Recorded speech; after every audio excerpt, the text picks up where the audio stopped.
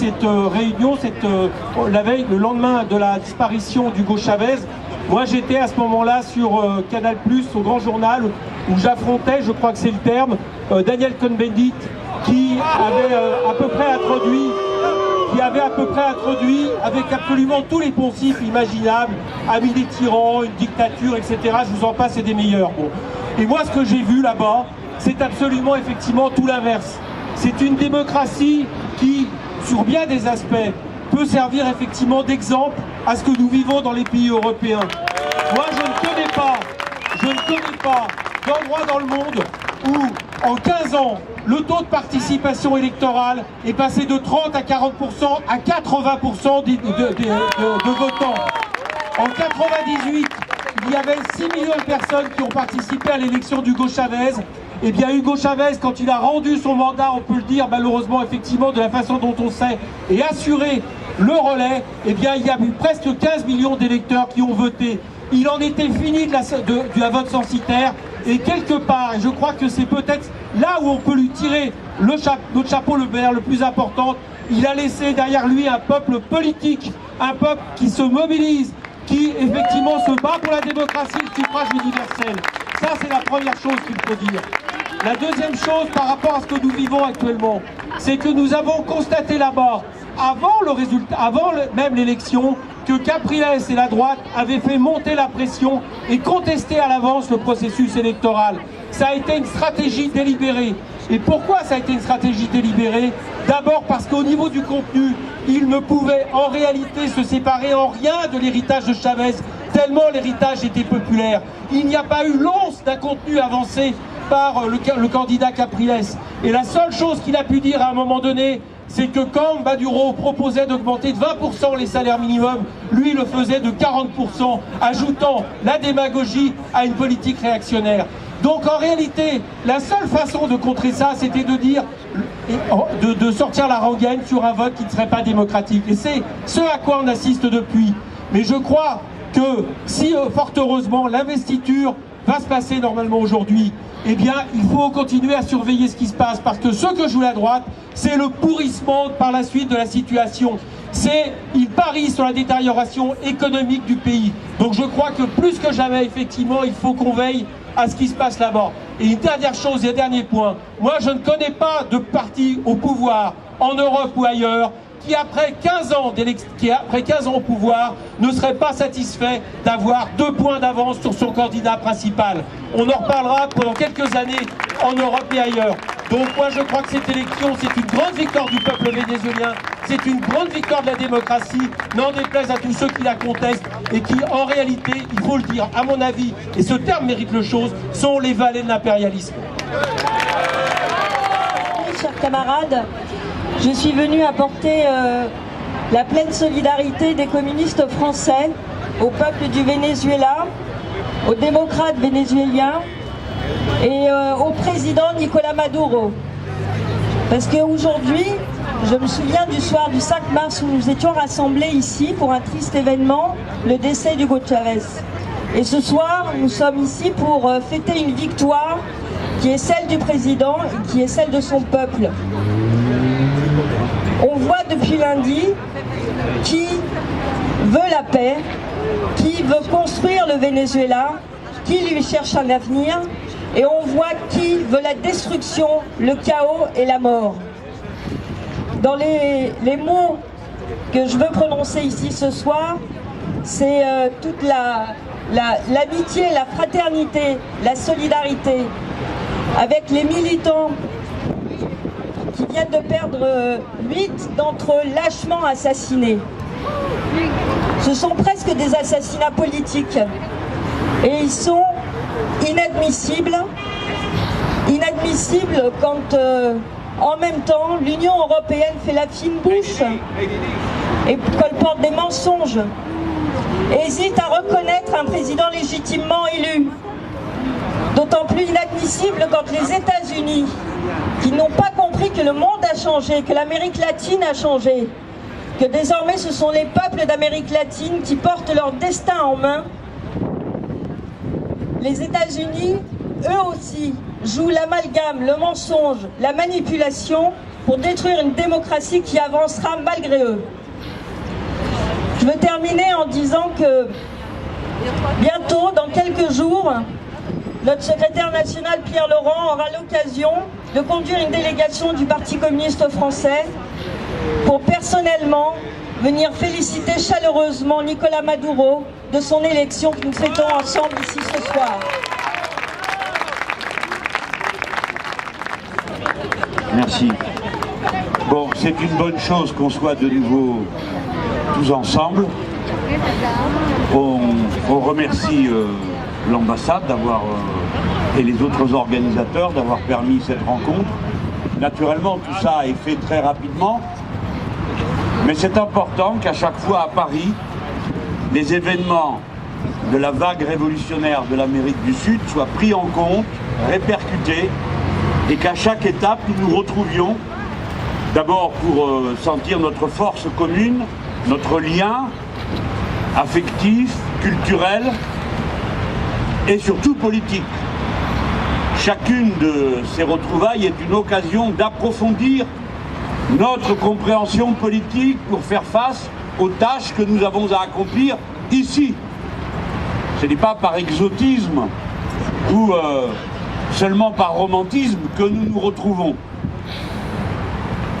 Les événements de cette élection au Venezuela ont une très grande importance du point de vue des leçons qu'il faut en tirer. Une nouvelle fois, les escualidos, el Mapuche et le reste de l'oligarchie vénézuélienne s'est retrouvé au coude à coude avec la social-démocratie comme candidat commun pour affronter la candidature du peuple révolutionnaire bolivien, vénézuélien. Bolivien, c'est pareil. On se fait tape à chaque fois aussi. C'est vrai à peu près partout. Mais là, il y a une leçon à tirer de ça, mes amis. Ne l'oubliez pas. Dans les grandes circonstances qui comptent pour le rapport de force entre l'oligarchie, les pauvres et les peuples, qui est de quel côté? Il est extrêmement important de s'en souvenir pour comprendre ensuite ce qui se passe dans les commentaires qui sont faits en Europe à propos du Venezuela. Ainsi, il aura fallu une fois de plus arracher la reconnaissance du résultat électoral à la baronne Ashton, c'est inutile, qui a accompagné sa reconnaissance du résultat électoral de commentaires dominateurs, arrogants et pleins de suffisance en s'adressant au peuple vénézuélien. Voilà qui sont ces gens aussi. Ce Parlement qui n'a pas trouvé une minute pour voter une ligne contre le coup d'État au Honduras, qui a reconnu très rapidement l'état de fait qui prévaut et les autorités de fait qui gouvernent, qui ont assassiné, déporté, enlevé, séquestré à l'ancienne des syndicalistes, des professeurs, des responsables d'associations. Ce même Parlement, cette même Union européenne a encore le front d'aller donner des leçons de démocratie au peuple du Venezuela. Cela non plus, ne l'oubliez pas. Chaque fois qu'il parle, dites-vous, ah oui, je connais cette personne. C'est la menteuse, arrogante et dominatrice, néocolonialiste, qui s'est adressée de cette façon aux gens du Venezuela. Ne vous fiez pas à leur bonne tête, à leurs paroles mielleuses, à leur air important. Ce sont nos adversaires.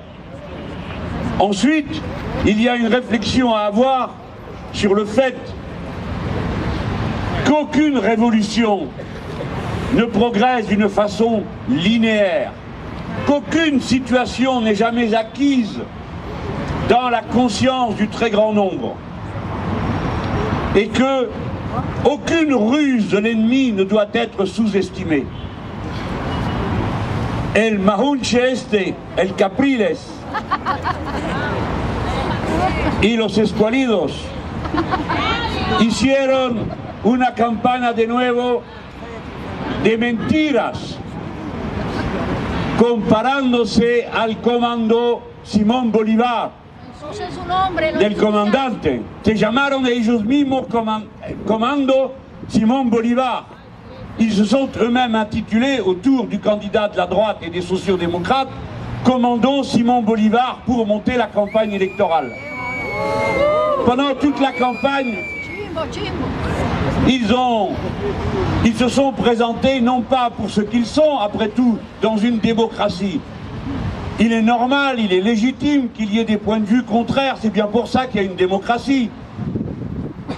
Les problèmes commencent quand tout le monde est d'accord sur tout et empêche ceux qui ne sont pas d'accord de s'exprimer. Ça s'appelle ou bien la dictature, ou bien le bipartisme, ou bien punto fijo, comme on dit au Venezuela. Tout ça, c'est la même salade, la même soupe. Il y a des points de vue contraires. Et personne ne s'attend qu'une société aussi diverse que les celles du Venezuela, tout d'un coup, les classes sociales aient disparu comme par enchantement, et que ceux qui ont des privilèges décident de les rendre sans combattre. Il est donc normal que ce point de vue s'exprime, mais à la condition de le porter pour ce qu'il est, comme une solution pour toute la société. C'est au contraire une activité de dissimulation que nous connaissons bien en Europe, à laquelle s'est livrée la droite oligarchique au Venezuela. Et ce fait ne doit pas être méprisé, il doit être analysé et étudié pour bien comprendre alors quelles sont nos tâches, nous, pour lever le voile de cette mystification. Cette difficulté, nous la connaissons, nous. Ensuite, il y a à réfléchir et bien comprendre que, à mesure que la révolution améliore les conditions matérielles, intellectuelles, culturelles du peuple, le niveau des exigences s'élève. Et le devoir des gouvernements, alors, est d'accompagner cette élévation du niveau de l'exigence par une participation populaire toujours plus intense dans les questions essentielles.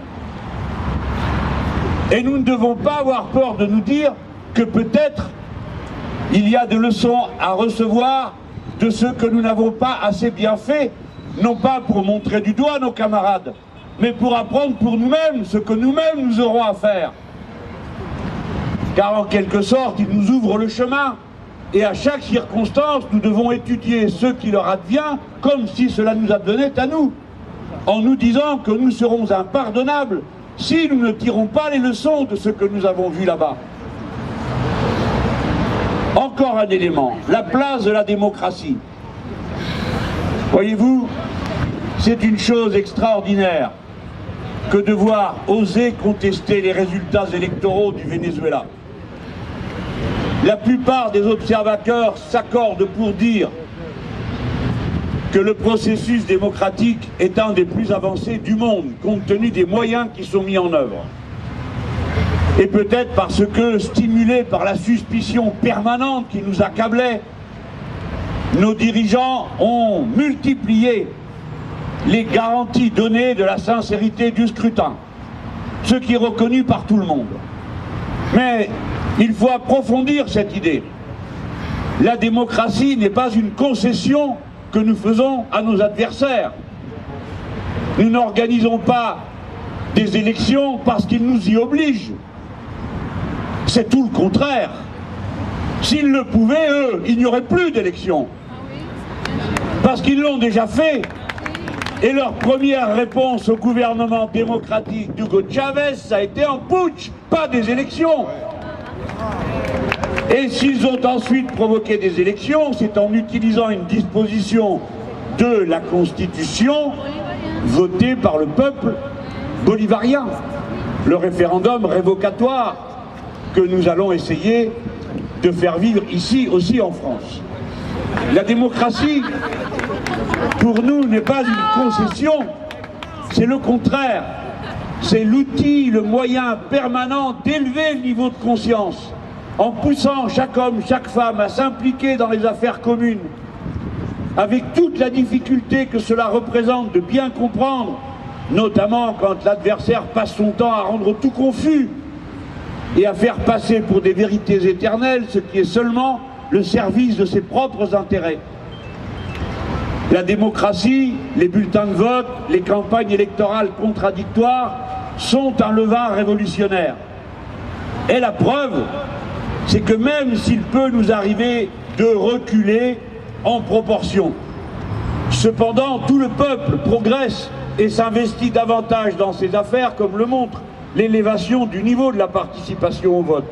Et c'est une victoire commune, car nous, même quand on ne vote pas avec nous, nous considérons qu'un citoyen actif est un citoyen toujours plus utile à sa patrie que celui qui ne se mêle de rien.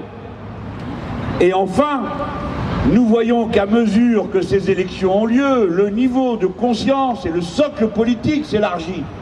Car voyez-vous, qui pouvait croire que ce serait facile d'être élu 6 mois après Hugo Chavez? Qui pouvait avoir la sottise de croire que ce serait facile, compte tenu de cette synthèse hors du commun qu'il avait réalisée et construit, mes amis et camarades? Car si l'on peut parler de peuple révolutionnaire au Venezuela, le peuple révolutionnaire est le résultat de la révolution, autant qu'il en est la cause. C'est le processus qui a construit la politisation, la prise de conscience qui nous a permis à tous, qui avons observé chacune de ces élections, de constater comment des premières où l'on criait sans cesse « Uha, Chavez no se va » ou bien « Chavez, Chavez », ce qui était encore plus court, nous sommes allés d'élection en élection à des slogans politiques de plus en plus sophistiqués, à un affichage avec un contenu de niveau de plus en plus élevé, partagé par le très grand nombre des femmes, des hommes et des jeunes gens qui ont crié les slogans tout au long des cortèges que j'ai pu observer comme d'autres camarades ici. Si bien que nous avons la dette à l'égard d'Hugo Chavez, de cette construction, et qu'en même temps nous ne devons pas avoir la naïveté de croire qu'elle est acquise pour toujours. C'est par l'action permanente et les objectifs de progrès du peuple que cette alliance va se renforcer. Hugo Chavez incarnait d'une manière particulière à la fois le sentiment national des Vénézuéliens. Et quand je dis le sentiment national, tel qu'un militaire peut se le représenter, ou un citoyen qui aime sa patrie, il faut en comprendre le contenu. L'armée vénézuélienne n'a jamais été une armée d'invasion. L'armée vénézuélienne est née de Simon Bolivar, et quand elle est sortie de ses frontières, c'est pour aider à la libération des peuples qui se sont constitués autour de l'action indépendantiste de Simon Bolivar, de San Martín et des autres. Dans ces conditions, Hugo Chavez a pu incarner ce sentiment de la dignité et de l'indépendance nationale, qui joue un rôle si grand aussi dans l'identité socialiste de Cuba et de combien d'autres pays de la zone. Et nous avons, nous, ici, à tirer une leçon de cela. De même que le sentiment national est un sentiment progressiste à gauche, dans tous les pays que je viens de mentionner, il se construit de 2 choses. Premièrement, l'attachement à la souveraineté du peuple, à sa liberté.